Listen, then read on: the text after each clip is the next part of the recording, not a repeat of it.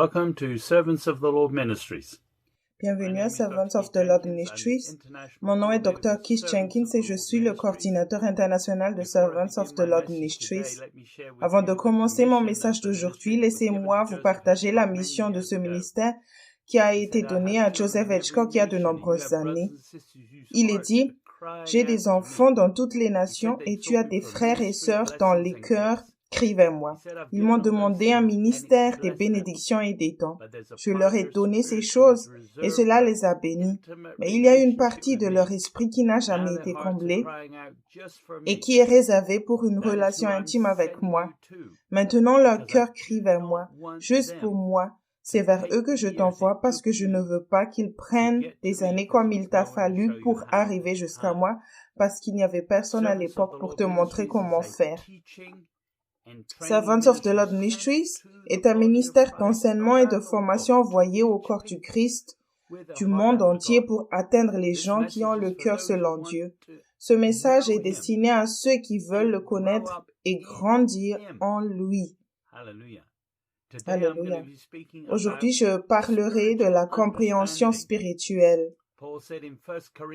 Paul dit dans 1 Corinthiens chapitre 14 verset 20, « Frères, ne soyez pas des enfants dans vos entendements, mais pour la malice, oui, soyez de petits enfants, mais dans vos entendements, soyez des hommes faits. » Si nous utilisons notre intelligence pour comprendre le monde qui nous entoure, nous finirons par juger et par nous mettre en colère. Mais Paul a prié pour que cette jeune Église obtienne la sagesse et la compréhension. Nous lisons dans Colossiens 1, 9. C'est pour cela que nous aussi, depuis le jour où nous avons été informés, nous ne cessons de prier Dieu pour vous et de demander que vous soyez remplis de la connaissance de sa volonté en toute sagesse et intelligence spirituelle. Understanding ou compréhension en français dans Strong est le numéro 4907. Ça veut dire un condensé mental, c'est-à-dire l'intelligence ou concrètement l'intellect, la connaissance, la compréhension. Nous lisons aussi dans Proverbe 16, verset 16. Combien acquérir la sagesse vaut mieux que l'or? Combien acquérir l'intelligence est préférable à l'argent? Proverbe 16, 17. Le chemin des hommes droits, c'est d'éviter le mal. Celui qui garde son âme veille sur sa voie. Vous avez besoin de compréhension pour votre salut et prenez la responsabilité de votre âme et de votre appel en écoutant Dieu. Paul dit dans Éphésiens 1, chapitre 1, verset 18, il dit « Et qu'il illumine les yeux de votre cœur pour que vous sachiez quelle est l'espérance qui s'attache à son appel, quelle est la richesse de la gloire de son héritage qu'il réserve aux saints. » Nous lisons encore dans Proverbe, chapitre 4. Je vais lire depuis le verset 1. « Écoutez, mes fils, l'instruction d'un père, et soyez attentifs pour connaître la sagesse. » Verset 2. « Car je vous donne de bons conseils, ne rejetez pas mon enseignement. » Verset 3. « J'étais un fils pour mon père, un fils tendre et unique auprès de ma mère. » Verset 4.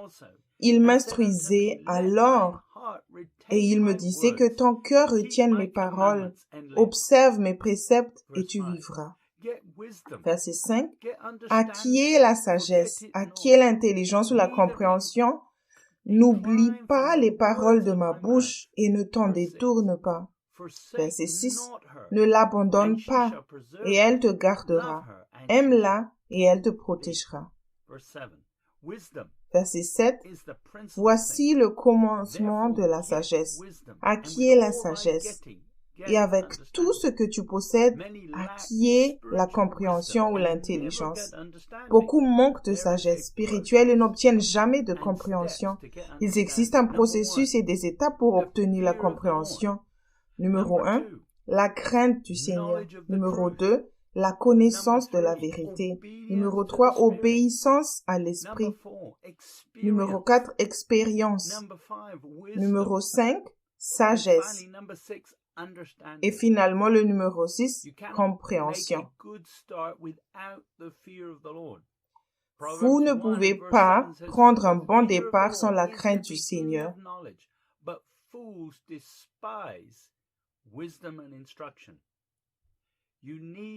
Proverbe 1:7 dit, la crainte de l'Éternel est le commencement de la science. Les insensés méprisent la sagesse et l'instruction. Vous avez besoin de la crainte du Seigneur pour travailler à votre salut. Paul a dit dans Philippiens 2:12, « Ainsi, mes bien-aimés, comme vous avez toujours obéi, travaillez à votre salut avec crainte et tremblement, non seulement comme en ma présence, mais bien plus encore maintenant que je suis absent. » Certains atteignent le niveau 2 de cette liste, mais à la fin de leur vie, ils n'ont que quelques vérités isolées à partager, mais ne savent pas comment tout cela se combine. On ne peut pas obtenir la compréhension sans être soumis à quelqu'un qui suit Jésus. C'est ce que Paul a dit dans 2 Timothée 2:7. Comprends ce que je dis, car le Seigneur te donnera de l'intelligence en toutes choses. Nombreux sont ceux qui se contentent d'une simple connaissance et la mélangent ensuite à la sagesse naturelle pour combler les lacunes de leur puzzle incomplet qui comporte plus de questions que de réponses parce qu'ils n'ont pas aimé la conviction. On ne peut pas obtenir beaucoup de vérité sans avoir le goût de la conviction et de repentance. C'est ce que Paul a dit dans 1 Corinthiens 8, verset 1. Pour ce qui concerne les viandes sacrifiées aux idoles, nous savons que nous avons tous la connaissance. La connaissance enfle, mais l'amour édifie. La connaissance vous enfle si vous n'avez pas une bonne relation avec le Seigneur et fera pression sur votre fondation faible. Proverbe 16:18 dit, « L'arrogance précède la ruine et l'orgueil précède la chute. » Quand vous cessez de demander à Dieu ce qu'il faut faire et que vous utilisez plutôt votre pensée, ce n'est pas spirituel. Proverbe 3:5 dit, « Confie-toi en l'Éternel de tout ton cœur et ne t'appuie pas sur ta sagesse. » Verset 6, « Reconnais-le dans toutes tes voies et il aplanira tes sentiers. » Pour plus d'informations sur l'équilibre entre la connaissance et la sagesse, veuillez s'il vous plaît lire le chapitre sur l'équilibre entre la connaissance et la sagesse dans le livre Light de Joseph Hitchcock. L'amour est nécessaire pour atteindre le niveau 3 de cette liste qui est l'obéissance. Il existe de nombreux commandements, mais chacun d'entre eux requiert une certaine dose d'amour pour y obéir. Jésus a dit dans Jean 14:15, « Si vous m'aimez, gardez mes commandements. » Pour plus d'informations sur la façon de développer l'amour de Dieu, veuillez lire le livre « Comment croire l'amour » de Joseph Hitchcock.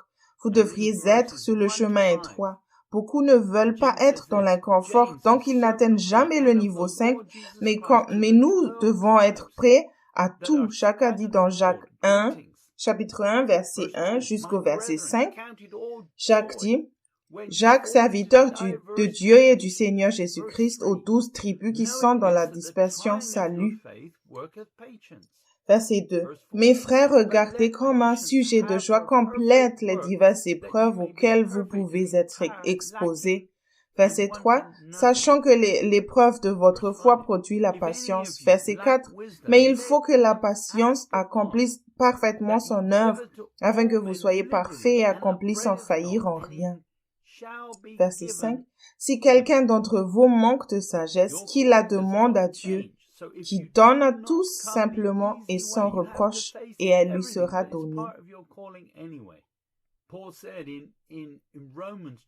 Votre appel ne change pas. Donc, si vous n'optez pas la méthode facile, vous devez quand même faire face à tout ce qui fait partie de cet appel. Paul a dit dans Romains, chapitre 11, verset 29, « Car Dieu ne se répand pas de ses dons et de son appel. » Dieu vous a appelé à être un phare pour ceux qui font naufrage dans les tempêtes de la vie. Jésus a dit dans Matthieu chapitre 5, verset 14, verset 15 et verset 16, je lis verset 14. Vous êtes la lumière du monde. Une ville située sur une montagne ne peut être cachée. Verset 15. Et on n'allume pas une lampe pour la mettre sous le boisseau, mais on la met sur le chandelier et elle éclaire tous ceux qui sont dans la maison. Verset 16. Que votre lumière luise ainsi devant les hommes, afin qu'ils voient vos bonnes œuvres et qu'ils glorifient votre Père qui est dans les cieux. Les tempêtes vont arriver et vous devez être prêts à les affronter vous-même et à sauver les autres qui périssent également. Jésus a dit dans Matthieu chapitre 7, verset 24 jusqu'au verset 27. C'est l'évangile de Matthieu chapitre 7, verset 24. C'est pourquoi quiconque entend ces paroles que je dis et les met en pratique sera semblable à un homme prudent qui a bâti sa maison sur le roc. Verset 25. La pluie est tombée, les torrents sont venus, les vents soufflaient et se sont jetés contre cette maison. Elle n'est point tombée parce qu'elle était fondée sur le roc. Verset 26. Mais quiconque entend ces paroles que je dis et ne les met pas en pratique sera semblable à un homme insensé qui a bâti sa maison sur le sable. Verset 27. Et la pluie est tombée, les torrents sont venus, les vents ont soufflé et ont battu cette maison. Elle est tombée et sa ruine a été grande.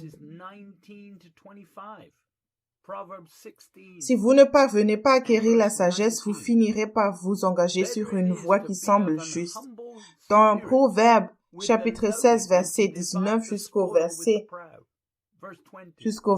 25, verset 19. Mieux vaut être humble avec les humbles que de partager le butin avec les orgueilleux. Verset 20. Celui qui réfléchit sur les choses trouve le bonheur, et celui qui se confie en l'Éternel est heureux. Verset 21. Celui qui est sage de cœur est appelé intelligent, et la douceur des lèvres augmente le savoir. Verset 22. La sagesse ou compréhension est une source de vie pour celui qui la possède, et le châtiment des insensés, c'est leur folie. Verset 23. Celui qui est sage de cœur manifeste la sagesse par sa bouche, et l'accroissement de son savoir paraît sur ses lèvres. Verset 24. Les paroles agréables sont un rayon de miel, douce pour l'âme et salutaire pour le corps. Verset 25.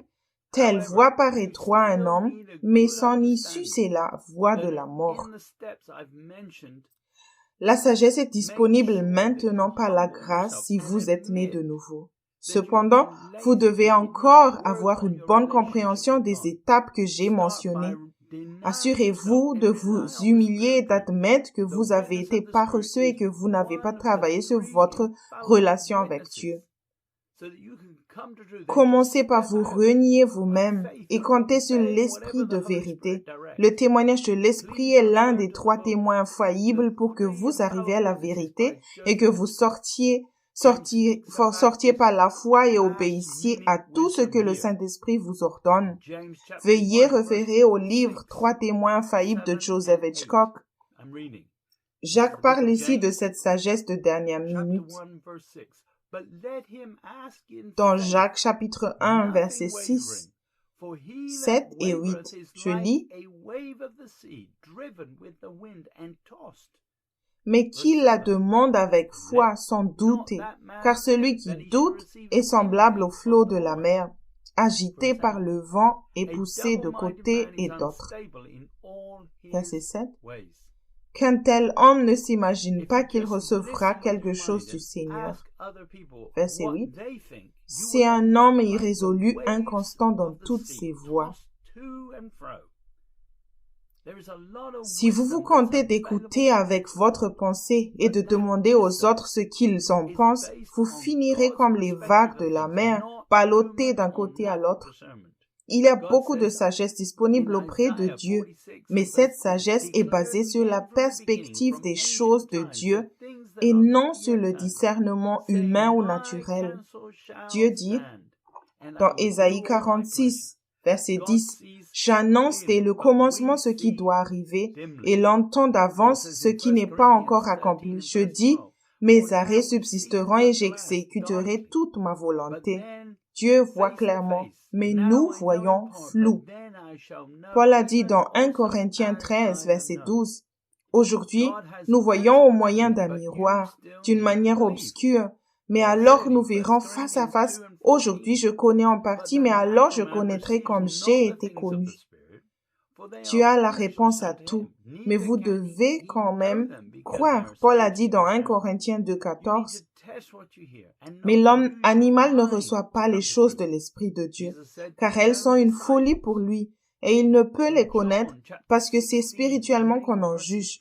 Vous devez éprouver ce que vous entendez et ne pas utiliser votre raison pour découvrir la vérité. » Jésus a dit à ses disciples, dans Jean, chapitre 16, je vais lire depuis le verset 12 et finir au verset 14. « J'ai encore beaucoup de choses à vous dire, mais vous ne pouvez pas les porter maintenant. » Verset 13. « Quand le consolateur sera venu, l'Esprit de vérité, il vous conduira dans toute la vérité. Car il ne parlera pas de lui-même, mais il dira tout ce qu'il aura entendu et il vous annoncera les choses à venir. » Verset 14, « Il me glorifiera parce qu'il prendra de ce qui est à moi et vous l'annoncera. » Ne vous servez jamais de votre raison pour découvrir la vérité. Seul le Saint-Esprit peut vous conduire dans toute la vérité. Paul parlait de l'Église de la dernière génération, dans 2 Timothée 3, 7, « Apprenons toujours et ne pouvons jamais arriver à la connaissance de la vérité. »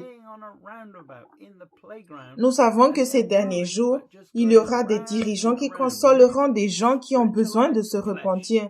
Les dirigeants de la dernière génération sont comme des enfants qui jouent sur un rond-point dans la cour de récréation et ils bougent, mais ils ne font que tourner en rond et vivre dans une chair spiritualisée. Paul a dû dire dans Galates chapitre 3 verset 1, il dit, « Ô Galates dépourvus de sens, qui vous a fasciné, vous aux yeux de qui Jésus-Christ a été peint comme crucifié. »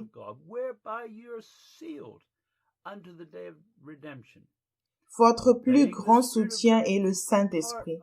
Éphésiens 4, 30 dit, « N'attristez pas le Saint-Esprit de Dieu par lequel vous avez été scellés pour le jour de la rédemption. » Obéir à l'Esprit de vérité fait partie du fait de suivre Jésus. Nous lisons dans Jean 14, verset 5.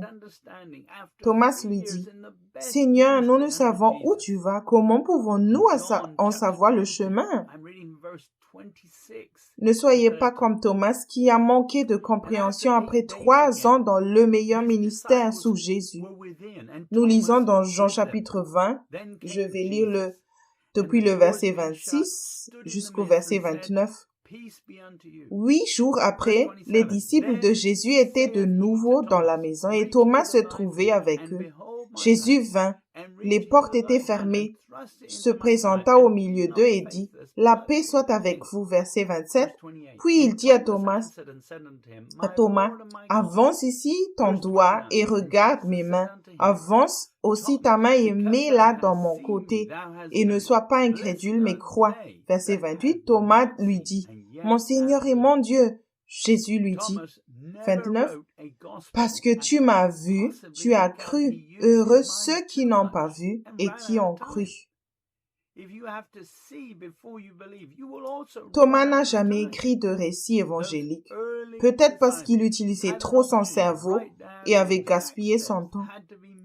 Si vous devez voir avant de croire, vous gaspillez aussi votre temps.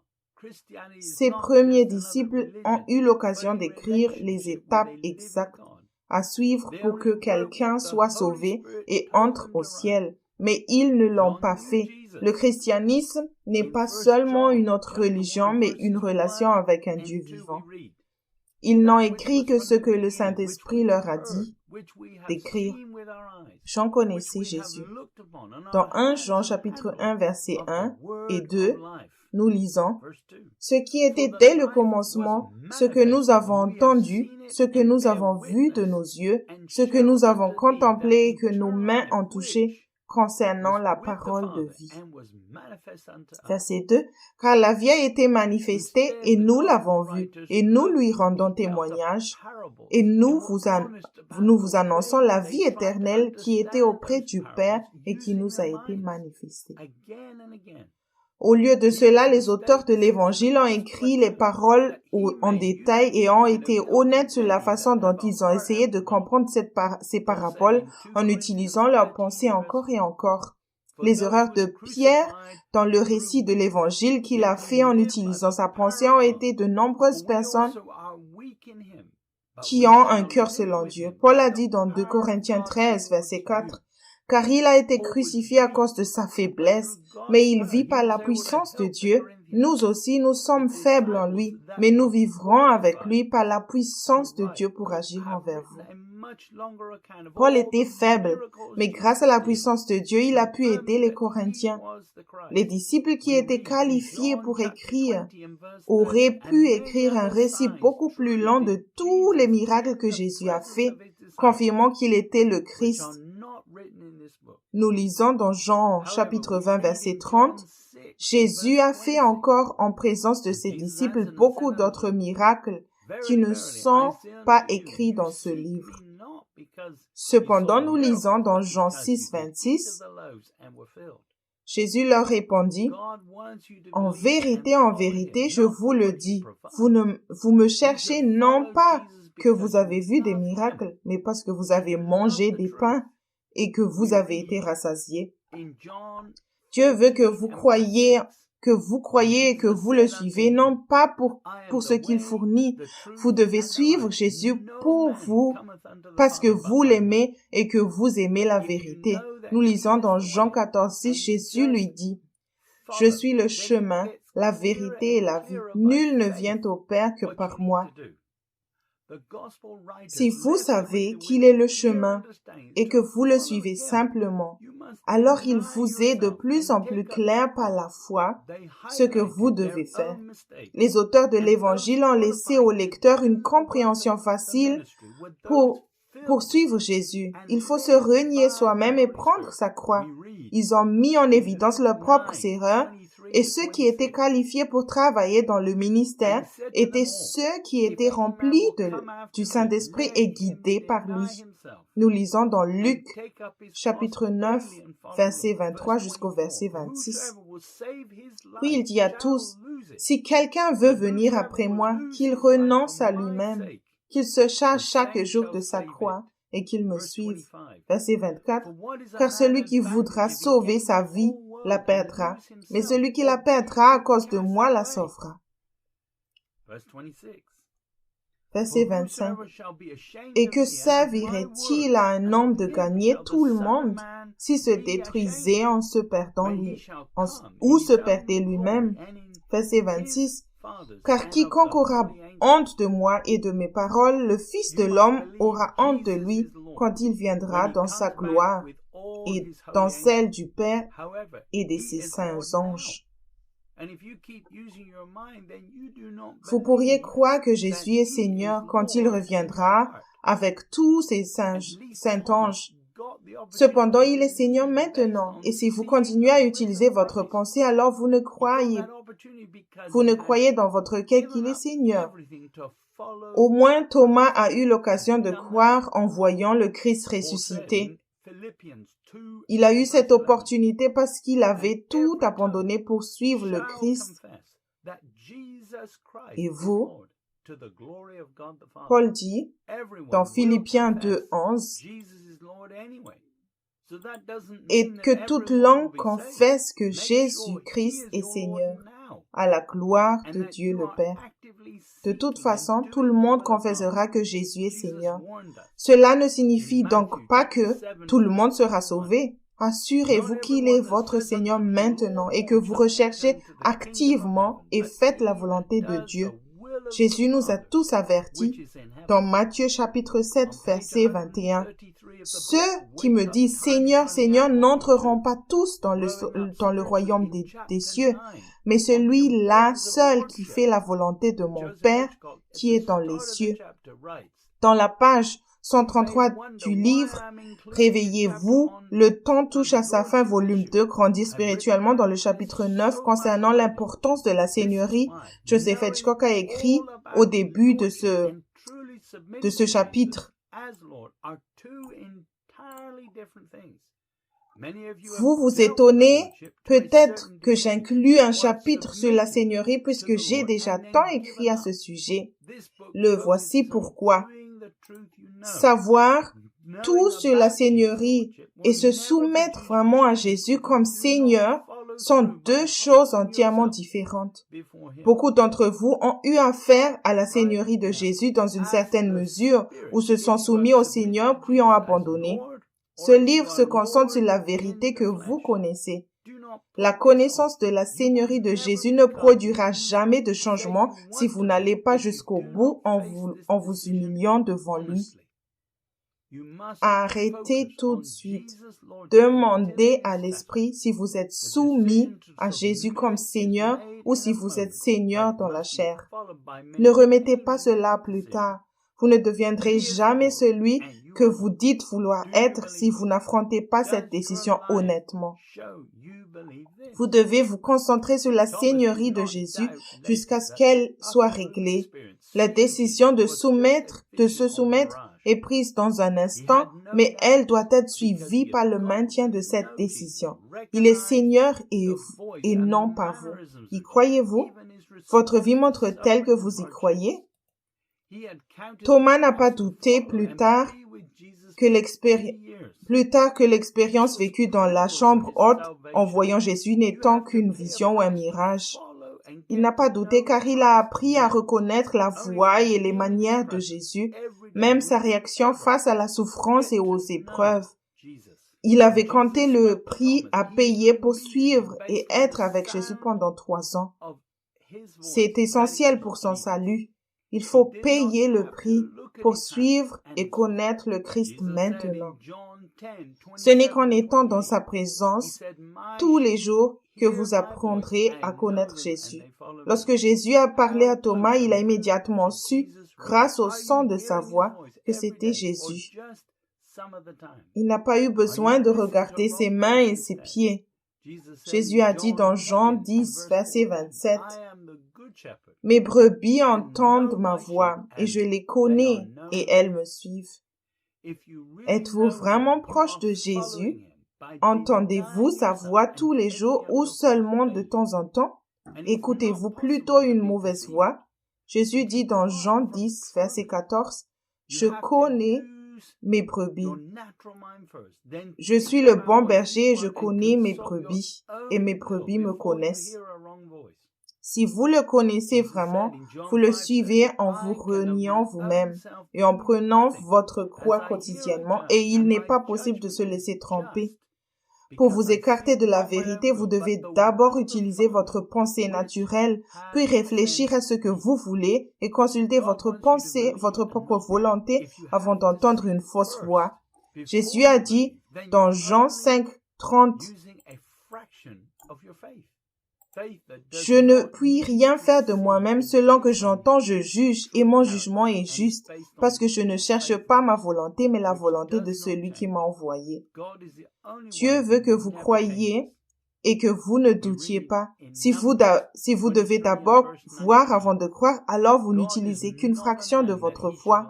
La foi qui n'a pas besoin de voir est basée sur son vrai caractère et est basée sur sa fidélité qui ne change pas. Dieu est le seul qui ne change jamais. Nous lisons dans Nombre, chapitre 23, verset 19. Dieu n'est point un homme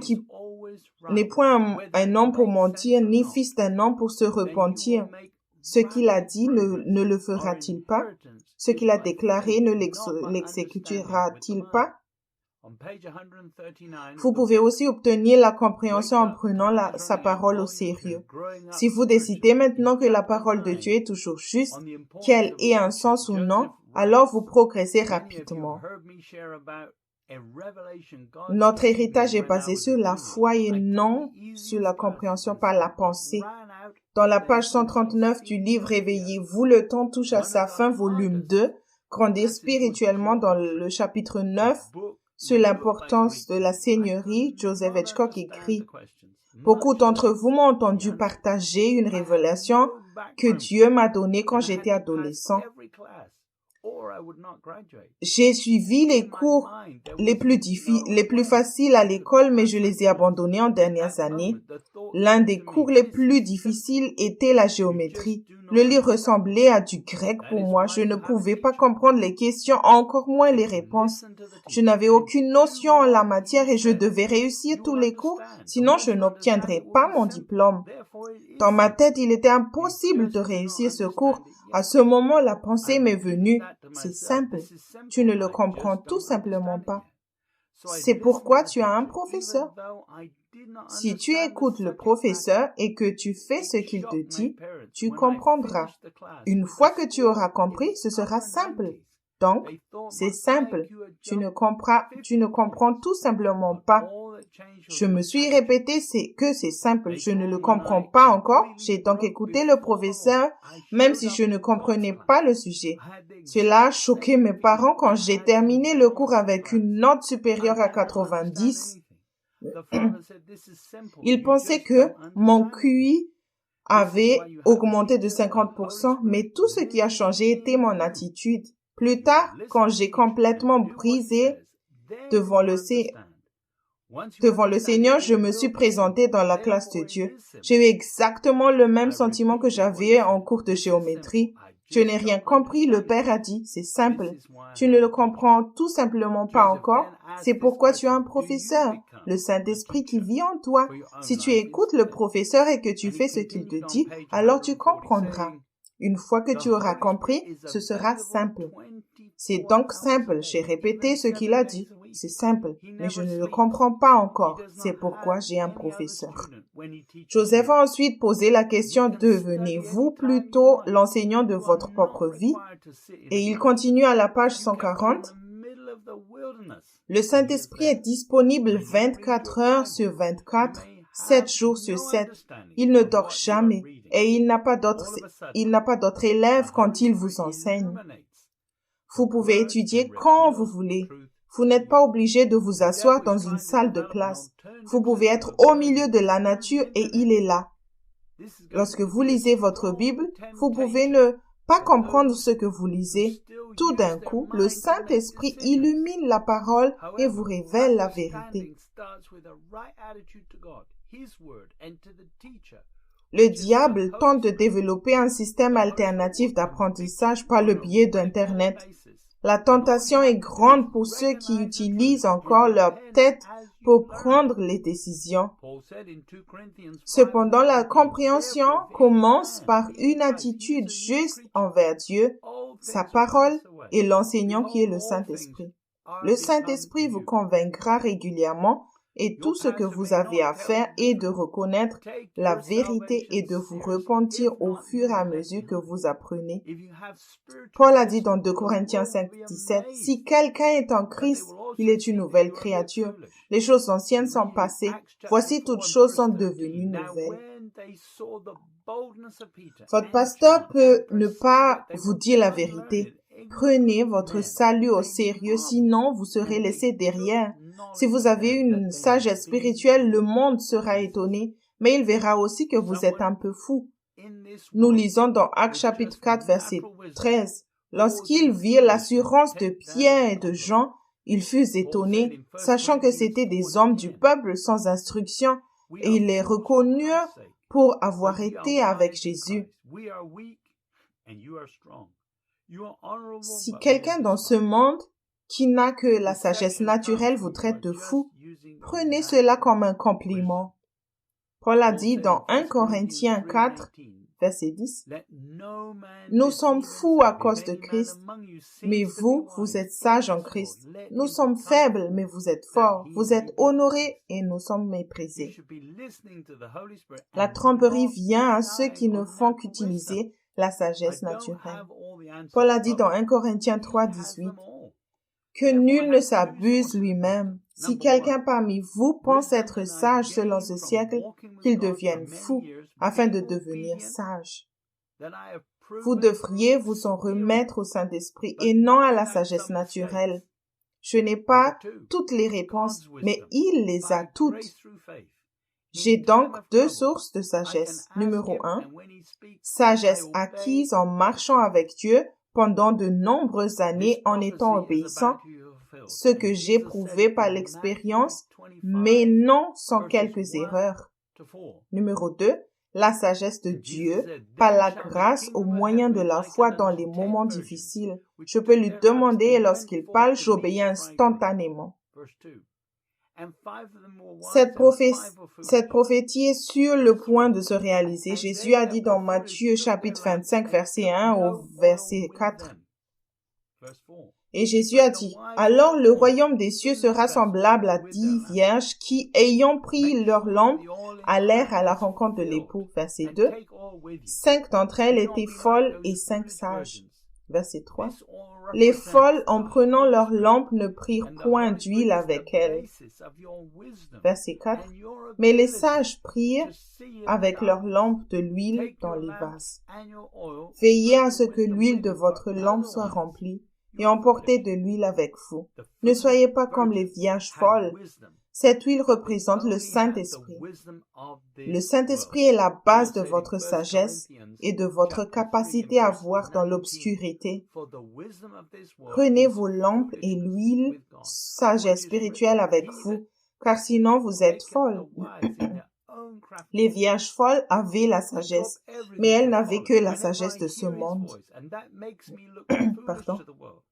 Paul dit dans 1 Corinthiens 3, chapitre 3, verset 19, « Car la sagesse de ce monde est une folie devant Dieu. Ainsi est-il écrit, il prend les sages dans leur ruse. » Je laisse tout tomber pour suivre chaque fois que j'entends sa voix et cela me fait passer pour un idiot aux yeux du monde. Nous lisons dans Matthieu chapitre 4, versets 20, 21 et 22. Verset 20. Aussitôt, ils laissèrent les filets et le suivirent. Verset 21. De là étant allé plus loin, il vit deux autres frères, Jacques, fils de Zébédée, et Jean, son frère, qui étaient dans une barque avec Zébédée, leur père, et qui réparaient leurs filets.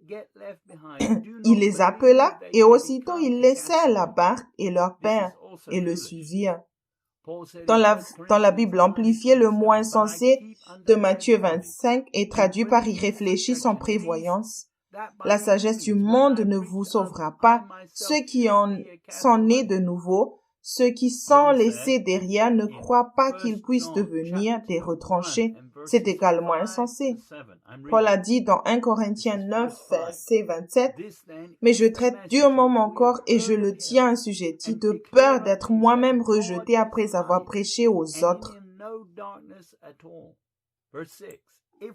Jean dit dans 1 Jean, chapitre 1, verset 5 jusqu'au verset 7, je lis le verset 5. La nouvelle que nous avons apprise de lui et que nous vous annonçons, c'est que Dieu est lumière et qu'il n'y a point en lui de ténèbres. Verset 6. Si nous disons que nous sommes en communion avec lui et que nous marchions dans les ténèbres, nous mentons et nous ne pratiquons pas la vérité. Verset 7. Mais si nous marchons dans la lumière comme il est lui-même dans la lumière, nous sommes mutuellement en communion et le sang de Jésus, son Fils, nous purifie de tout péché. Le Saint-Esprit et la vérité révèlent un autre péché encore et encore si vous marchez dans la lumière. Puis j'en continue dans 1 Jean 1, verset 8 et verset 9. Si nous disons que nous n'avons pas de péché, nous nous séduisons nous-mêmes et la vérité n'est point en nous. Verset 9, si nous confessons nos péchés, il est fidèle et juste pour nous les pardonner et pour nous purifier de toute iniquité.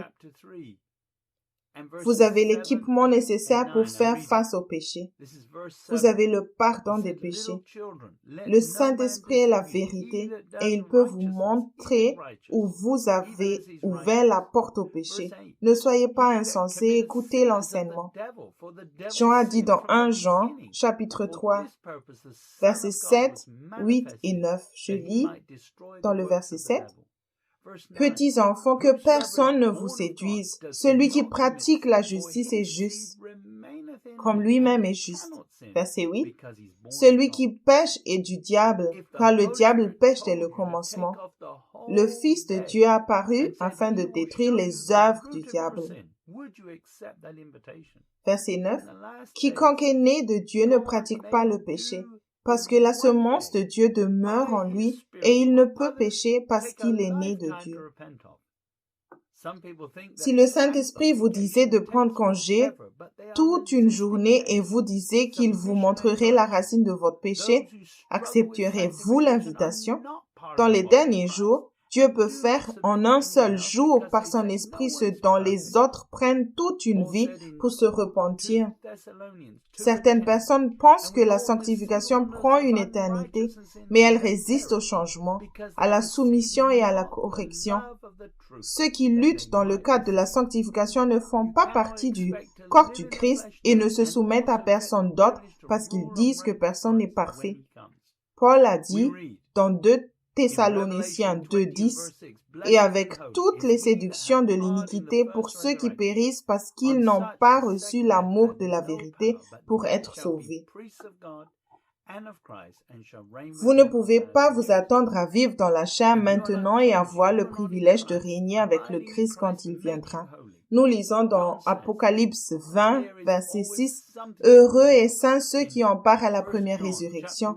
La seconde mort n'a point de pouvoir sur eux, mais ils seront sacrificateurs de Dieu et de Christ, et ils régneront avec lui pendant 1000 ans. » Si vous ne changez pas, vous n'êtes pas en Christ.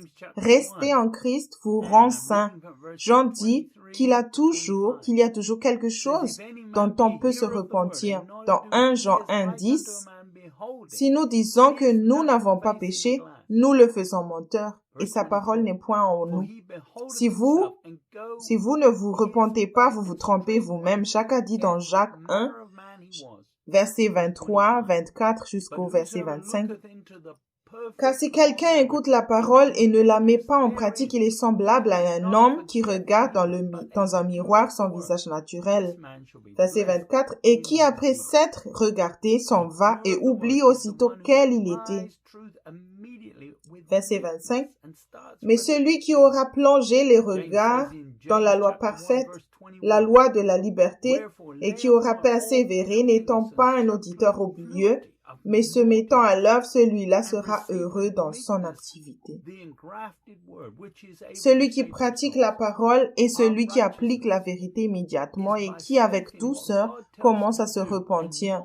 Jacques a dit dans Jacques 1, verset 21, « C'est pourquoi, rejetant toute souillure et tout excès de malice, recevez avec douceur la parole qui a été plantée en vous et qui peut sauver vos âmes. »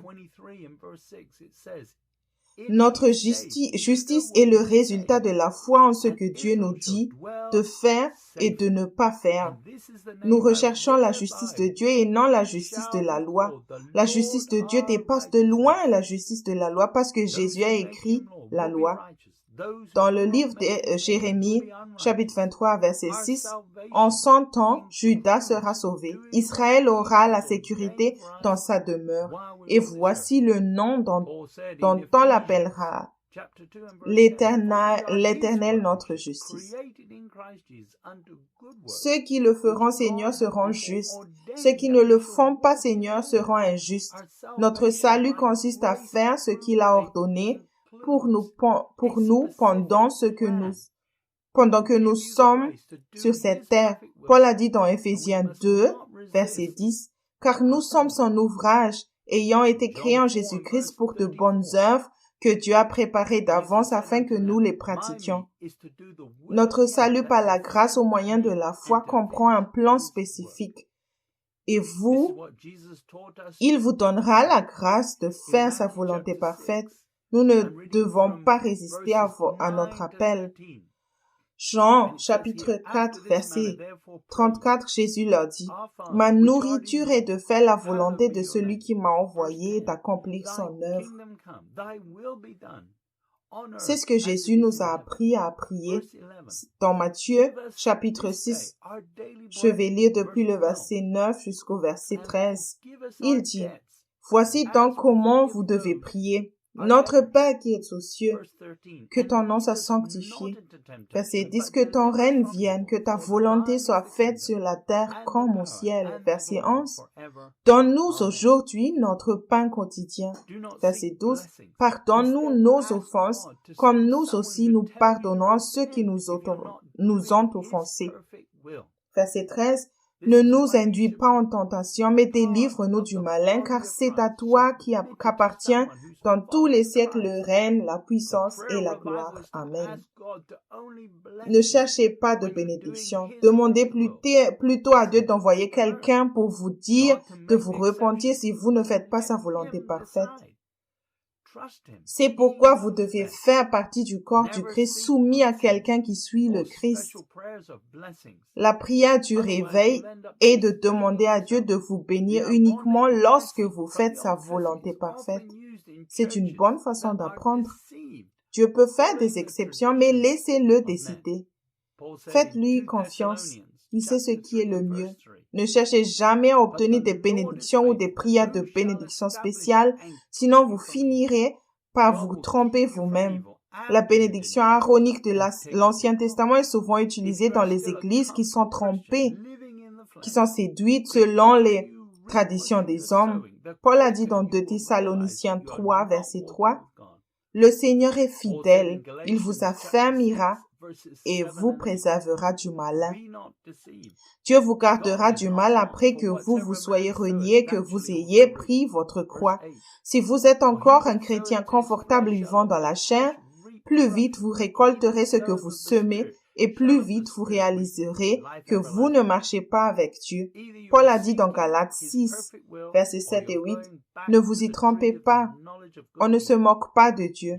Ce qu'un homme aura semé, il le moissonnera aussi. » Verset 8, « Celui qui sème pour sa chair moissonnera de la chair la corruption, mais celui qui sème pour l'esprit moissonnera de l'esprit la vie éternelle. » Si vous cherchez sa volonté parfaite, soit vous retournez à l'arbre de la connaissance du bien et du mal. Utiliser la connaissance du bien et du mal, c'est ne pas lui faire confiance. Paul a dit dans Philippiens 3, 9, et d'être trouvé en lui, non avec ma justice, celui qui vient de la loi, mais avec celle qui s'obtient par la foi en Christ, la justice qui vient de Dieu par la foi. Il existe 3 types de justice. Numéro 1, votre propre justice. Numéro 2, la justice de la loi.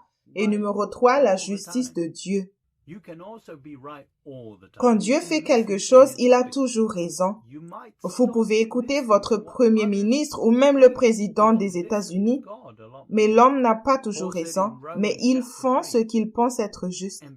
Mais Dieu est juste parce qu'il a toujours raison.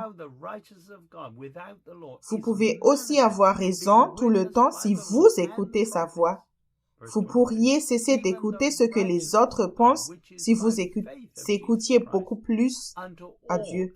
Paul dit dans Romains 3, versets 21 et verset 22, « Mais maintenant, sans la loi est manifestée la justice de Dieu à laquelle rendent témoignage la loi et les prophètes. » Verset 22, « Justice de Dieu par la foi en Jésus-Christ pour tous ceux qui croient.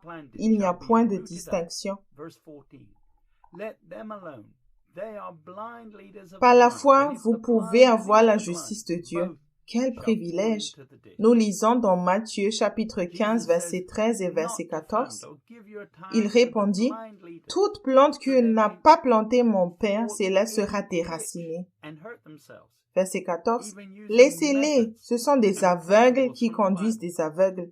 Si un aveugle conduit un aveugle, ils tomberont tous deux dans une fosse. » Jésus dit de ne pas financer ou donner votre temps aux dirigeants aveugles afin qu'ils tombent dans un fossé et se blessent. Même l'utilisation de méthodes et de principes tirés de la Bible peut vous rendre aveugle si vous vous fiez à ce que vous savez plutôt qu'au Saint-Esprit. Lorsque quelqu'un trouve des excuses pour ses péchés et suit les traditions de l'homme, il est aveugle. Rendre le péché acceptable ou moins douloureux, c'est tromper les autres. En laissant de tels dirigeants à eux-mêmes, ils aboutiront alors à une crise et tomberont, espérant qu'ils auront le temps de se repentir avant qu'il ne soit trop tard. Jésus dit dans Luc 6, 24, « Mais malheur à vous riches, car vous avez votre consolation. » Arrêtez de lire ces livres écrits par de riches auteurs ayant de grandes églises. L'évangile de la prospérité est bien financé, mais il pourrait être stoppé si les gens se rendent compte que leur message n'est qu'une autre voie qui semble juste. Obtenez plutôt la vraie richesse par la repentance. Beaucoup n'ont pas payé le prix pour obtenir la compréhension. Ils transmettent maintenant des demi-vérités à la place. Les dirigeants offrent fréquemment des prières spéciales pour inverser les malédictions qui proviennent de la vie dans la chair. Mais c'est un mensonge. Toutes les malédictions viennent du péché. Ne soutenez pas ou ne financez pas un ministère qui n'apporte pas une certaine conviction. Aucun vrai pasteur ne permettra à quelqu'un vivant dans la chair de se sentir à l'aise. C'est le travail du diable.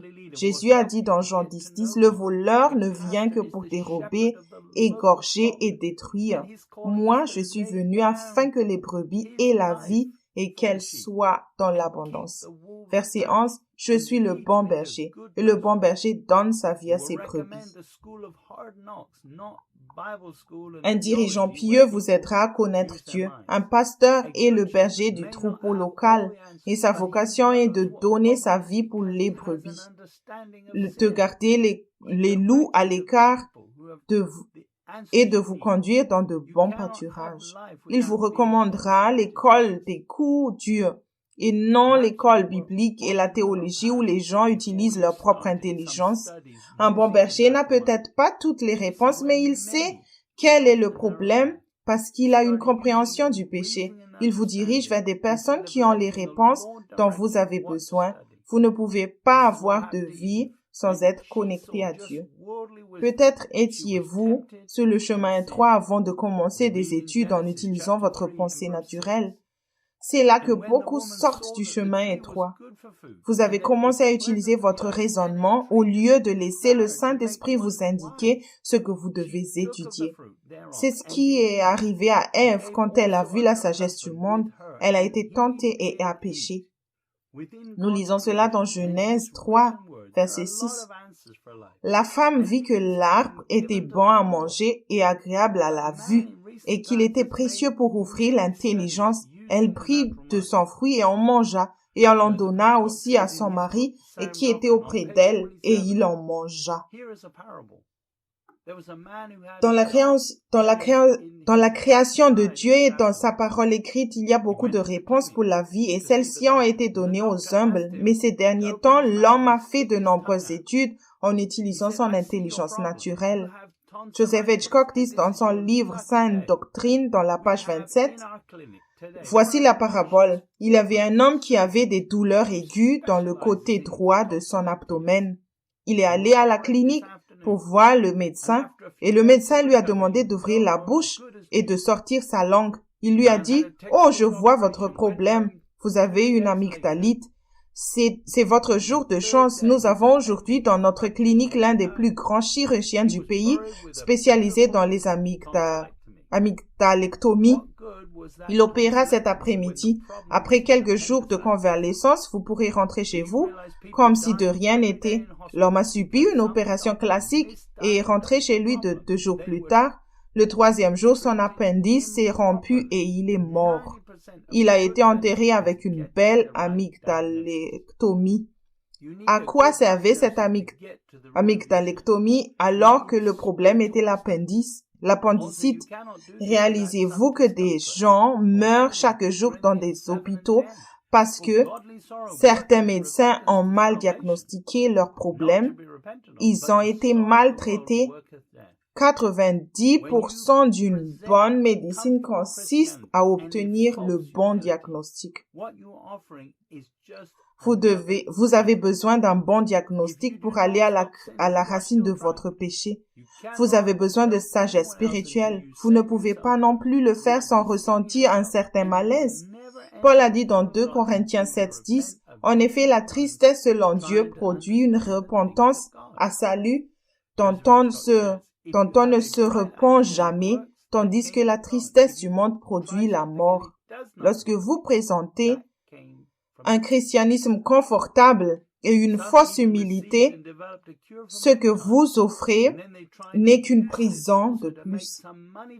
Si vous n'arrêtez pas de pécher, vous êtes toujours piégé. Vous ne pouvez aider personne d'autre tant que vous ne vous sauvez pas d'abord vous-même. Vous vous trompez vous-même et vous n'entrerez jamais dans le royaume de Dieu tant que vous ne vous repentirez pas d'avoir utilisé votre esprit pour essayer de comprendre les choses de Dieu. Joseph Hitchcock dit, « Si vous avez une idée brillante et qu'elle fonctionne, cela vient de Dieu. Si vous essayez quelque chose qui ne marche pas, c'est que cela vient de vous. » Certains ont même reçu et développé un remède pour l'humanité et ont ensuite essayé de l'utiliser pour se faire aussi un peu d'argent au lieu de faire confiance à Dieu. Paul a dit dans 1 Timothée 6:10, « Car l'amour de l'argent est une racine de tous les maux, et quelques-uns, en étant possédés, se sont égarés loin de la foi, et se sont jetés eux-mêmes dans bien des tourments. Peut-être ont-ils supposé que le remède et la médecine leur appartenaient et décidé qu'ils savaient quoi faire. Jésus a dit dans Matthieu 6:24, « Nul ne peut servir de maître, car ou il haïra l'un et aimera l'autre, ou il s'attachera à l'un et méprisera l'autre. Vous ne pouvez servir Dieu et maman. » Lorsque j'étais dans la recherche, Dieu m'a montré de bien meilleures façons de faire les choses et je demandais à Dieu si je devais breveter ces choses en mon nom propre et il m'a répondu que non. J'ai juste témoigné que la solution venait de Dieu. Lorsque vous ne donnez pas le crédit à Dieu, cela touche aussi sa gloire. Nous lisons dans Actes chapitre 12, versets 21, 22 et 23. À un jour fixé, Hérode, revêtu de ses habits royaux et assis sur son trône, les harangua publiquement. Verset 22. Le peuple s'écria, « Voix d'un Dieu et non d'un homme. » Verset 23. Au même instant, un ange du Seigneur le frappa, parce qu'il n'avait pas donné gloire à Dieu, et il expira rongé de vers. Quand j'étais ingénieur, Dieu m'a dit qu'il avait beaucoup plus d'inventions. J'ai obéi et Dieu m'a béni encore plus. Toutes les idées qui viennent de Dieu appartiennent à Dieu. Il a les droits de propriété intellectuelle sur ces choses. Dieu ne révèle la réponse que si nous sommes vraiment humbles. Nous lisons dans Matthieu chapitre 11, verset 25. Je vais commencer par le verset 25 jusqu'au verset 30. En ce temps-là, Jésus prit la parole et dit, « Je te loue, Père, Seigneur du ciel et de la terre, de ce que tu as caché ces choses aux anges et aux intelligents, et de ce que tu les as révélées aux enfants. » Verset 26. « Oui, Père, je te loue de ce que tu l'as voulu ainsi. » Verset 27. « Toutes choses m'ont été données par mon Père, et personne ne connaît le Fils si ce n'est le Père. Personne non plus ne connaît le Père si ce n'est le Fils, et celui à qui le Fils veut le révéler. » Verset 28. « Venez à moi, vous tous qui êtes fatigués et chargés, et je vous donnerai du repos. » Verset 29.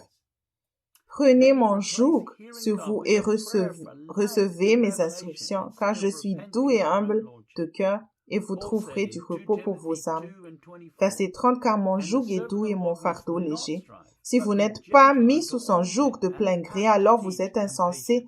Vous avez confiance en vous et en votre propre pensée, ce qui signifie que vous n'avez pas plus de justice par la foi. Votre sagesse est la sagesse du monde, parce que vous ne vous fiez pas à ce que le Saint-Esprit dit maintenant et que vous utilisez plutôt le discernement humain. En théologie, la plupart des gens laissent de côté la Seigneurie à un moment donné parce qu'ils ne savent pas comment vivre leur vie sans utiliser leurs pensées.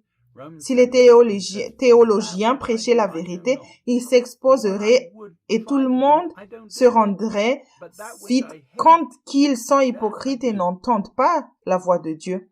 Beaucoup remplacent l'écoute de Dieu par une prière pour la lumière et la révélation au lieu de se repentir et de leur seigneurie.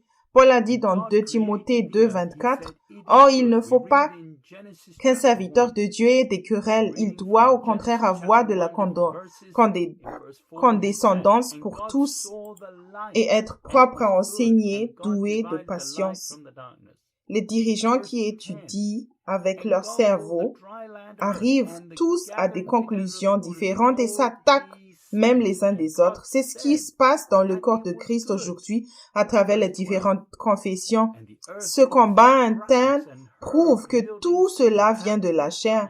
Ceux qui étudient la médecine ou même la théologie en utilisant leurs pensées naturelles finissent par se quereller parce qu'ils ne parviennent pas à la vérité. Paul a dit dans Romains 7, 15, « Car je ne sais pas ce que je fais. Je ne fais point ce que je veux, et je fais ce que je hais. »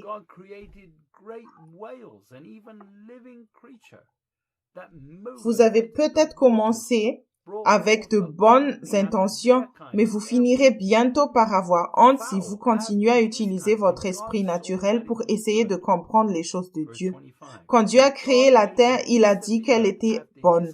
Nous lisons dans le premier chapitre de la Genèse, Genèse 1, verset 4, «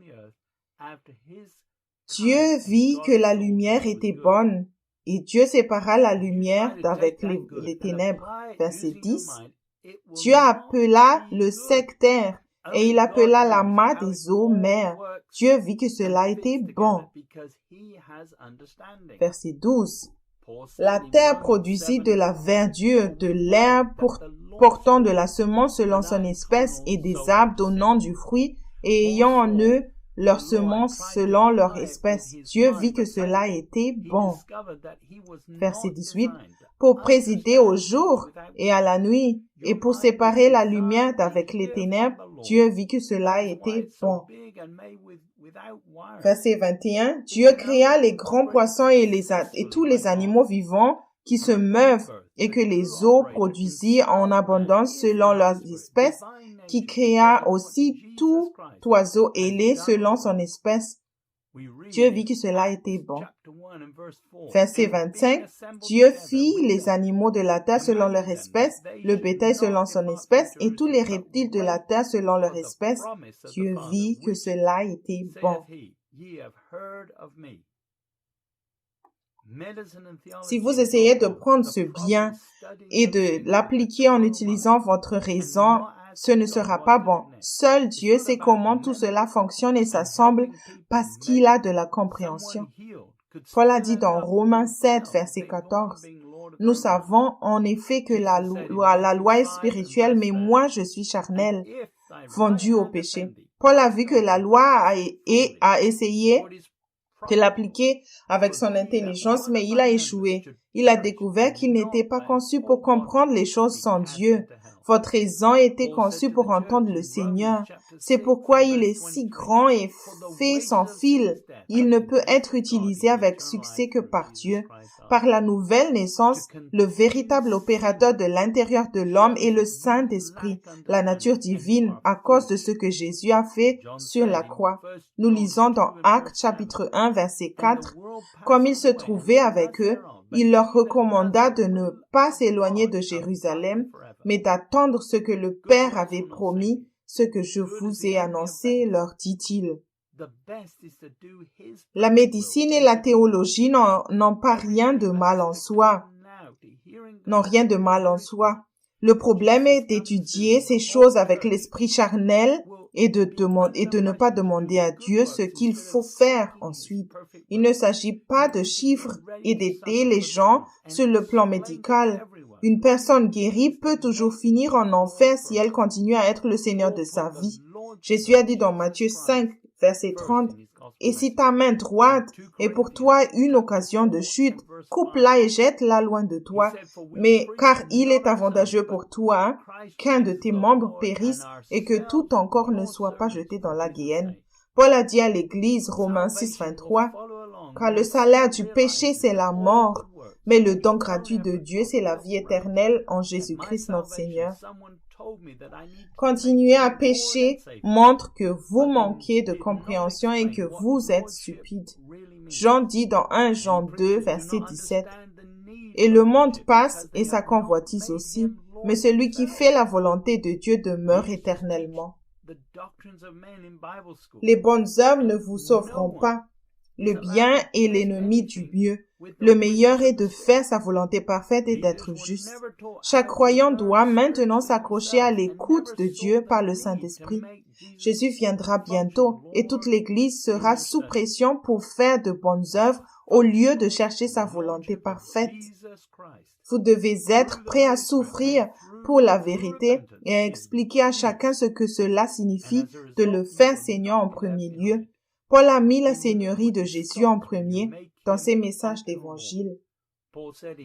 Dans 2 Corinthiens chapitre 4 verset 5, « Nous ne nous prêchons pas nous-mêmes, c'est Jésus-Christ le Seigneur que nous prêchons, et nous nous disons vos serviteurs à cause de Jésus. » Le salut suivra quand un pécheur réalisera que toutes les bonnes œuvres et vos propres efforts sont des ayants sales. Lors de mon salut, quelqu'un m'a dit que je devais faire de lui Seigneur et le Sauveur, mais il ne m'a pas expliqué ce que signifie vraiment le mot Seigneur. Beaucoup de prédicateurs ne comprennent pas la nécessité de la Seigneurie parce qu'ils ne l'ont pas fait eux-mêmes. Seigneur. Les dirigeants se contentent d'enseigner les doctrines des hommes dans les écoles bibliques et personne n'est autorisé à tester quoi que ce soit avec le témoignage de l'Esprit. Les leaders n'ont jamais appris à apprendre spirituellement eux-mêmes et n'ont jamais vu la nécessité de faire de Jésus un Seigneur fonctionnel dans leur étude. La Seigneurie fonctionnelle de Jésus, par le Saint-Esprit et par la vraie repentance est une bonne nouvelle et par conséquent, vous ne serez pas laissés derrière. L'iniquité s'arrête lorsque vous le rendez Seigneur fonctionnel. Paul a dit dans 2 Timothée 2, verset 19, « Néanmoins, le solide fondement de Dieu reste debout, avec ses paroles qui lui servent de sceau. Le Seigneur connaît ceux qui lui appartiennent et quiconque prononce le nom du Seigneur qu'il s'éloigne de l'iniquité. » Si vous utilisez le nom du Seigneur, vous devez le faire que si vous vous éloignez de l'iniquité. Le temps touche à sa fin. Le temps est compté. Jésus dit dans Matthieu 24, versets 7, 8 et 8, « Une nation s'élèvera contre une nation et un royaume contre un royaume, et il y aura en divers lieux des famines et des tremblements de terre. » Verset 8, « Tout cela ne sera que le commencement des douleurs. » Nous avons déjà reçu plusieurs avertissements. Voulez-vous maintenant des douleurs qui s'accompagnent de correction et de repentir qui durent peu de temps ou vivre avec toutes les peines et les souffrances qui viennent sur cette terre? Jésus l'a dit clairement. Dans Luc, chapitre 6, verset 25, « Malheur à vous qui êtes rassasiés, car vous aurez faim. Malheur à vous qui riez maintenant, car vous serez dans le deuil et dans les larmes. » Pour suivre, il faut se régner et prendre sa croix. Ceux qui sont à l'aise maintenant pleureront plus tard. Ceux qui pleurent maintenant se réjouiront plus tard. Dans ces derniers jours, beaucoup s'éloigneront de la foi. Vous devriez vous accrocher à lui chaque jour, entendre sa voix et faire sa volonté parfaite. Seuls quelques-uns seront pris et le monde pourra dire qu'ils sont disparus, présumés morts. Le monde ne se souciera pas que ceux qui ont refusé de prendre la marque de la bête disparaissent soudainement. Ceux qui restent seront dévastés lorsqu'ils réaliseront qu'ils ont manqué l'apparition du Seigneur Jésus-Christ. Jésus a dit dans Matthieu chapitre 21, verset 44. Celui qui tombera sur cette pierre s'y brisera, et celui sur qui elle tombera sera écrasé.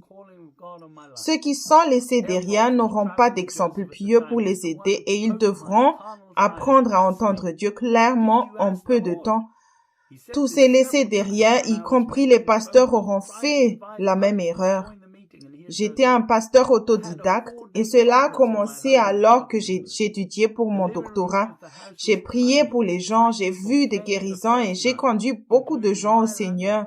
L'Esprit du Seigneur s'était placé sur moi et beaucoup de bonnes choses sont arrivées. Avec le recul, je crois que c'est parce que les gens avaient faim et que leur propre foi les a guéris.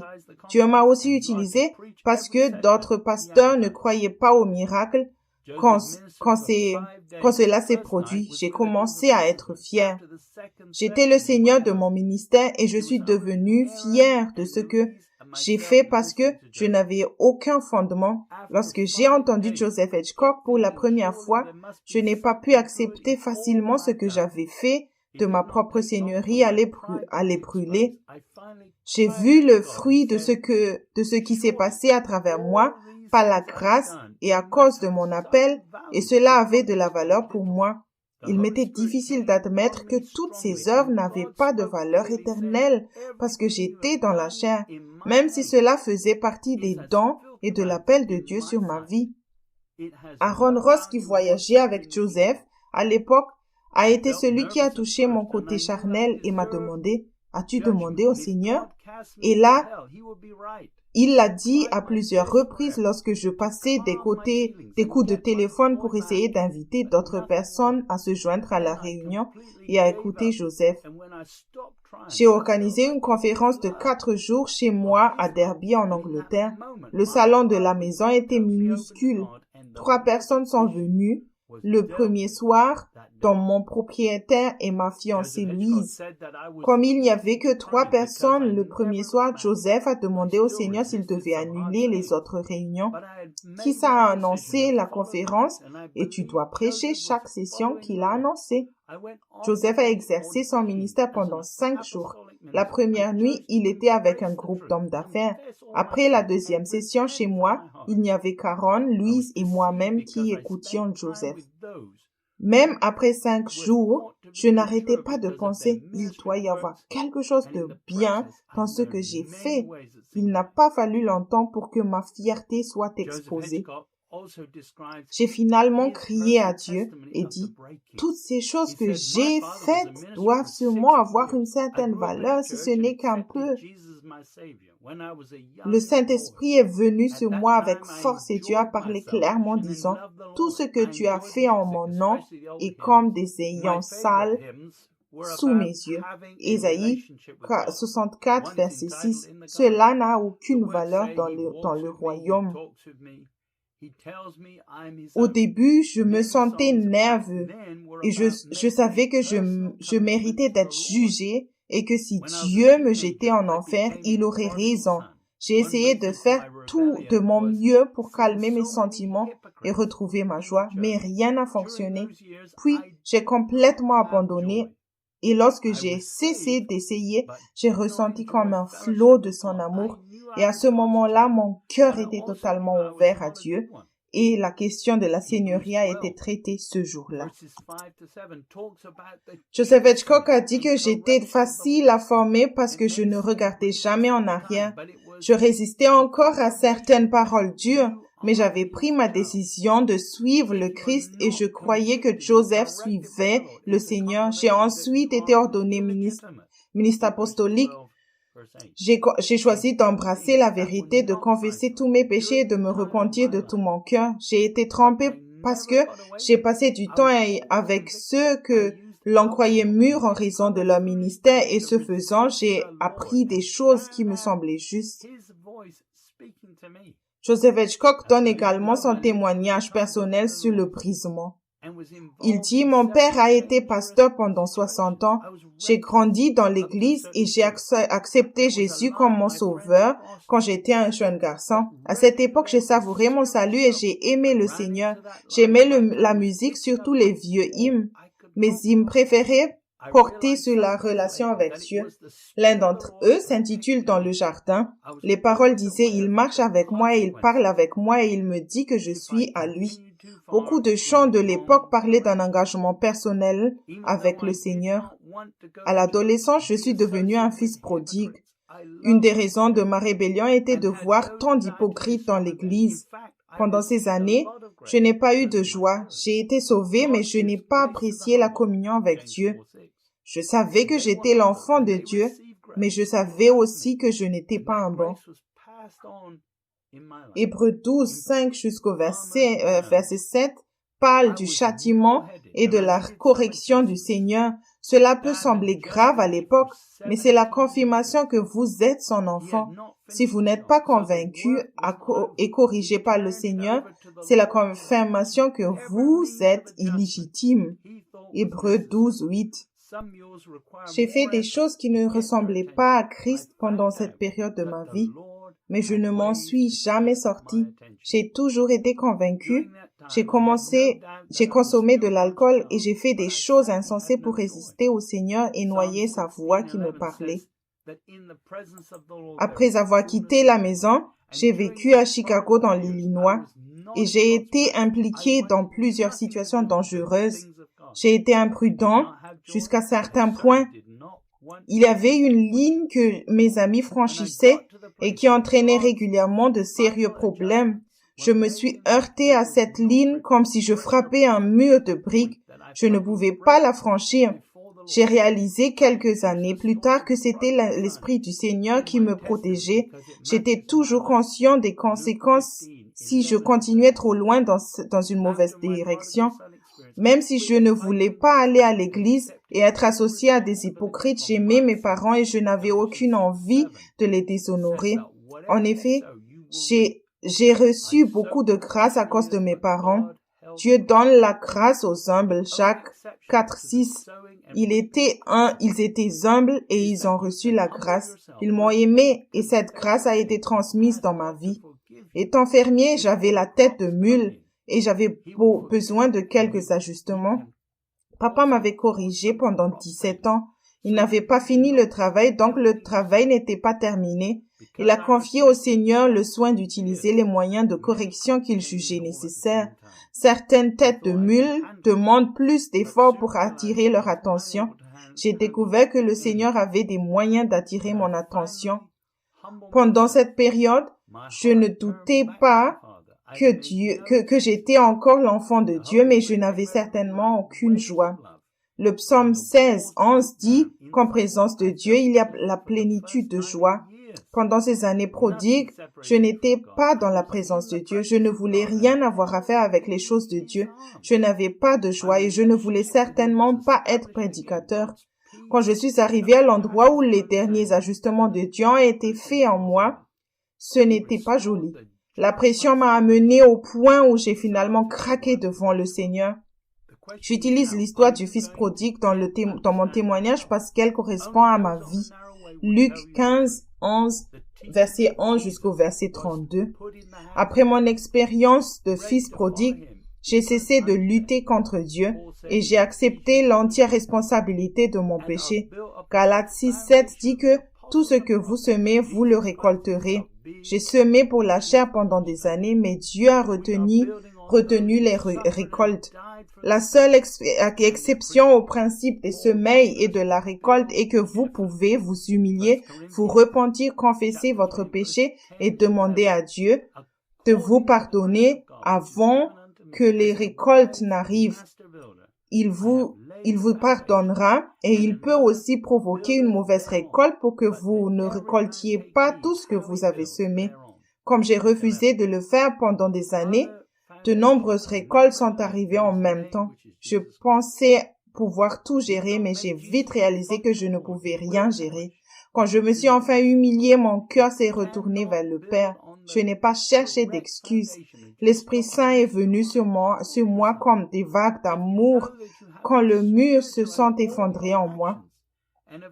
Je me suis senti propre pour la première fois depuis des années. Rien ne m'a séparé de Dieu. J'ai été dans la présence de Dieu et j'ai été tenu dans ses bras. Ma relation avec lui s'est rétablie. La paix de Dieu qui dépasse toute compréhension était évidente. Philippiens 4:7. Il a rétabli la joie de mon salut, comme il est dit dans Psaume 51:12. La question est maintenant, allez-vous vous comprendre? Seuls ceux qui sont sur le chemin étroit vous diront la vérité. L'enseignement de Jésus a été mis entre les mains de personnes prêtes à le suivre jusqu'à la mort. Paul a dit dans Éphésiens 2:20, vous avez été édifiés sur le fondement des apôtres et des prophètes, Jésus-Christ lui-même étant la pierre angulaire. Nous nous appuyons sur ceux qui ont souffert et sont morts pour leur foi et leur prédication. Paul nous a dit de construire avec soin. Dans 1 Corinthiens 3:10, selon la grâce de Dieu qui m'a été donnée, j'ai posé le fondement comme un sage architecte et un autre bâtit dessus, mais que chacun prenne garde à la manière dont il bâtit dessus. Verset 11. Car personne ne peut poser un autre fondement que celui qui a été posé, savoir Jésus-Christ. Si vous n'avez pas fait de Jésus votre Seigneur fonctionnel, vous périrez si vous ne vous répentez pas. Vous ne pouvez pas construire sur les bonnes fondations tant que vous n'avez pas cessé d'utiliser votre raison. Humiliez-vous. Si vous savez que vous avez spiritualisé toutes vos actions et que vous n'avez qu'une justice extérieure, alors confessez et comptez sur cette grâce maintenant pour vous donner le temps de vous repentir et de changer. Paul a dit dans 1 Corinthiens 15, verset 8, jusqu'au verset 10. Après eux tous, il m'est aussi apparu à moi comme à l'avorton. Verset 9. Car je suis le moindre des apôtres, je ne suis pas digne d'être appelé apôtre parce que j'ai persécuté l'Église de Dieu. Verset 10. Par la grâce de Dieu, je suis ce que je suis et sa grâce envers moi n'a pas été vaine, loin de là. J'ai travaillé plus que tous. Non pas moi toutefois, mais la grâce de Dieu qui est avec moi. Lorsque vous obéissez et vous repentez de tout ce que le Saint-Esprit vous montre, Dieu vous donnera des yeux pour voir.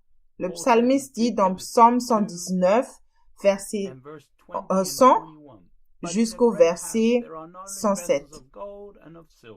Psaume 119, verset 100. J'ai plus d'intelligence que les vieillards, car j'observe tes ordonnances. Verset 101. Je retiens mon pied loin de tout mauvais chemin, afin de garder ta parole. Verset 102. Je ne m'écarte pas de tes lois, car c'est toi qui m'enseignes. Verset 103. Que tes paroles sont douces à mon palais, plus que le miel à ma bouche. Verset 104. Par tes ordonnances, je deviens intelligent. Aussi, je hais toute voix de mensonge. Verset 105. Ta parole est une lampe à mes pieds et une lumière sur mon sentier. Verset 106. Je jure et je le tiendrai d'observer les lois de ta justice. Verset 107. Je suis bien humilié. L'Éternel rend-moi la vie selon ta parole. Ne soyez pas intimidés par le monde. Vous pouvez même comprendre de grands ministères, et en savoir plus que certains des plus grands cerveaux en suivant le Christ. Le psalmiste a acquis sa compréhension en suivant la voix de Dieu et en ne faisant aucune excuse pour le péché. Vous devez vous repentir pour la bonne raison, parce que vous l'aimez. Ne cherchez pas d'excuses à la désobéissance. Paul a utilisé la grâce de Dieu et a fait confiance aux précieuses promesses, et Dieu l'a utilisé encore plus. Paul a dit dans 2 Timothée 2, verset 20 et verset 21, dans une grande maison, il n'y a pas seulement des vases d'or et d'argent, mais il y a aussi de bois et de terre. Les uns sont des vases d'honneur et les autres sont d'usage vil. 21. Si quelqu'un se conserve pur en s'abstenant de ces choses, il sera un vase d'honneur sanctifié utilisé à son maître pour propre à toute bonne œuvre. Paul a transmis beaucoup de sagesse avant de mourir parce qu'il avait de la compréhension. Paul a acquis une connaissance des grands mystères qui faisaient partie de son appel d'apôtre et que les autres n'ont pas eu parce qu'ils ne se sont pas parvenus à se repentir complètement. Il a obtenu la révélation parce qu'il était fidèle à la vérité, même lorsqu'il était en prison. Il a continué à tendre la main aux païens. Il a fait des disciples et a transmis quelque chose à chaque église. Je crois que Paul n'aurait jamais écrit ces lettres s'il n'était pas allé en prison, comme il l'a souvent dit dans ses lettres. Il avait l'intention de visiter personnellement toutes les églises. Les voies de Dieu sont plus élevées que les nôtres. Vous avez une chance de transmettre quelque chose à la prochaine génération. Cela fait partie de votre destin, mais vous ne pouvez pas transmettre des demi-vérités et des mensonges. Vous devez comprendre par vous repentir et suivre le Christ et par ce biais acquérir une compréhension spirituelle. Vous ne pouvez pas obtenir la compréhension de Dieu sans vous repentir. Penser est dangereux. Vous risquerez de perdre la foi si vous continuez à vous servir de votre pensée naturelle pour essayer de comprendre les choses de Dieu. Paul a dit dans 1 Corinthiens 10:12, « Ainsi donc, que celui qui croit être debout prenne garde de tomber. » Vous devez cesser d'utiliser votre pensée. Jean parle aux jeunes croyants et leur dit de demeurer en Christ pour être prêts. 1 Jean 2, verset 28 dit, « Et maintenant, petits enfants, demeurez en lui, afin que lorsqu'il paraîtra, nous ayons de l'assurance et qu'à son avènement, nous ne soyons pas confus et éloignés de lui. » Jésus dit dans Jean 15, verset 4 jusqu'au verset 6, « Demeurez en moi et je demeurerai en vous. » Comme le sarment ne peut de lui-même porter du fruit s'il ne demeure attaché au cep, ainsi vous ne le pouvez non plus si vous ne demeurez pas en moi.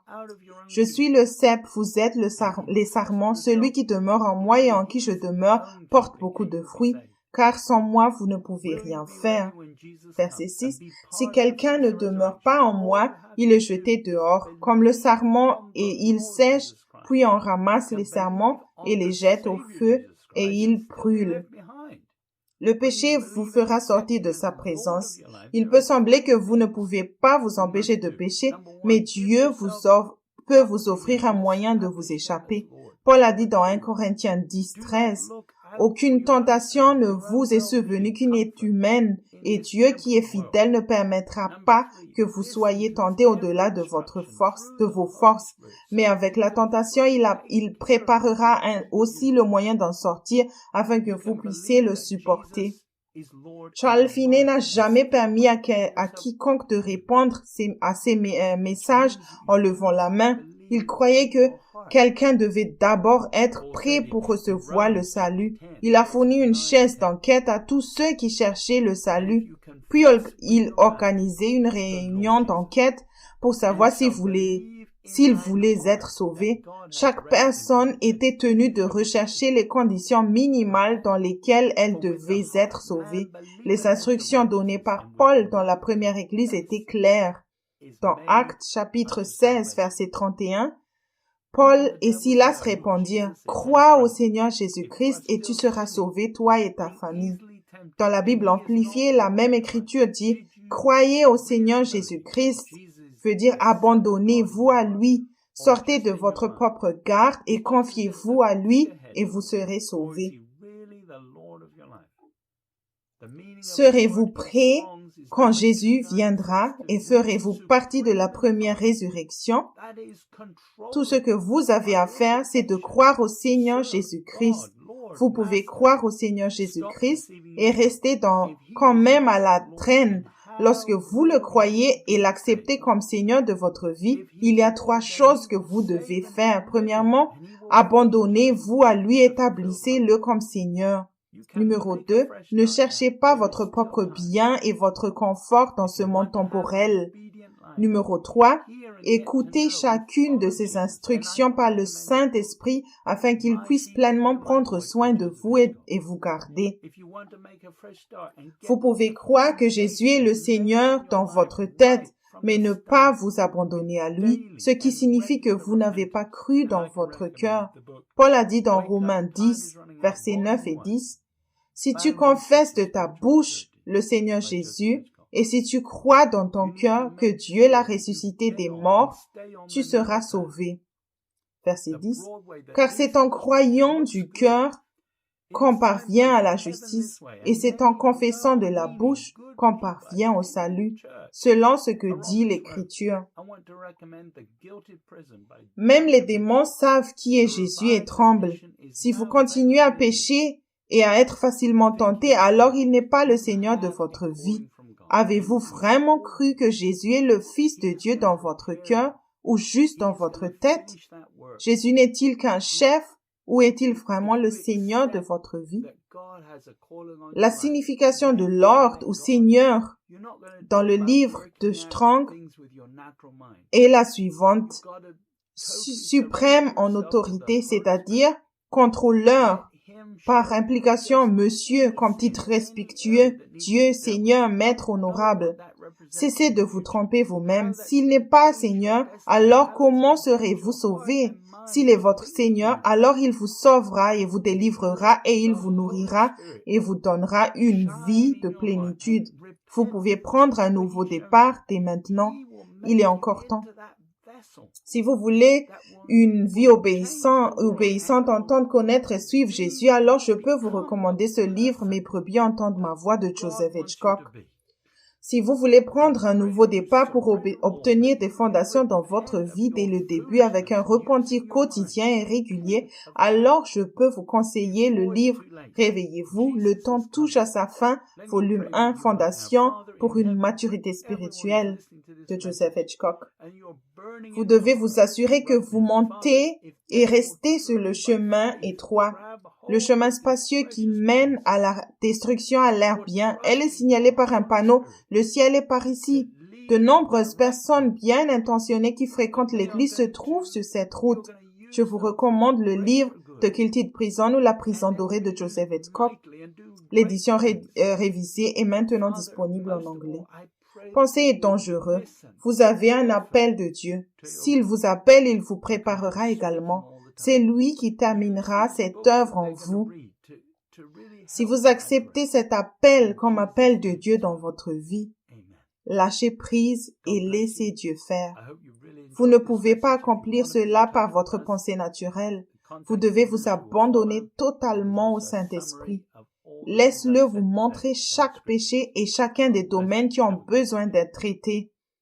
Vous ne savez pas ce que cela représente dans le futur et comment cela influencera votre destinée, comment cela peut changer votre cœur et même votre pensée. Si vous permettez au Saint-Esprit de luire dans votre cœur et si vous vous repentez de tout ce qu'il vous révèle, il vous fera devenir ce vase qui changera le monde.